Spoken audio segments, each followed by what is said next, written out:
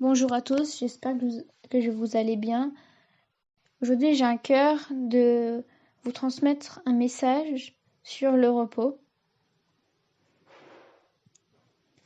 Le temps du repos est dès lors ce temps nécessaire à l'homme pour s'asseoir, pour que nous apprenions à contempler, à voir autrement, à reconnaître la bonté de l'œuvre de Dieu passée par nos mains. Nos mains se déprennent alors du présent. Le temps se dépend de lui-même pour laisser l'homme libre, à l'image de Dieu.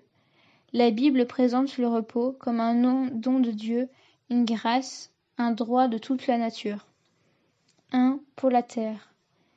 Il représente la cessation de la culture qui tourmente le sol. D'où l'institution de l'année sabbatique dans l'Ancien Testament. Lévitique 25:4 et 26:34. L'humanité. Il est le couronnement de l'effort, la récompense du travail, le fruit de la justice. Isaïe 32:17. Les psaumes le représentent comme une aspiration du croyant dans le danger. Psaume 55:7 et 22:3, ou comme l'affirmation sereine de celui qui se confie en Dieu. Psaume 16:8, 23:2, Actes 2:26, Ézéchiel 34:15. 3. Repos d'une félicité de l'âme. Luc 12:19. Jésus promet la paix bienheureuse à quiconque vient à lui et se charge de son joug. Matthieu 11:29. Ce repos doit être la ferme espérance des chrétiens au milieu des tribulations. 2 Thessaloniciens 1:7, Apocalypse 14:13. 4. La mort est le repos de notre âme jusqu'au jugement pour toutes les œuvres faites sur cette terre. Pourquoi Dieu s'est reposé après avoir créé ?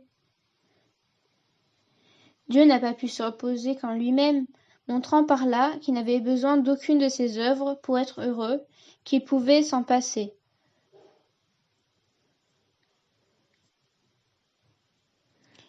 Nous, croyants, devons imiter ça pour apprendre à nous reposer qu'en nous-mêmes, sans s'appuyer sur nos œuvres de la semaine. Prière.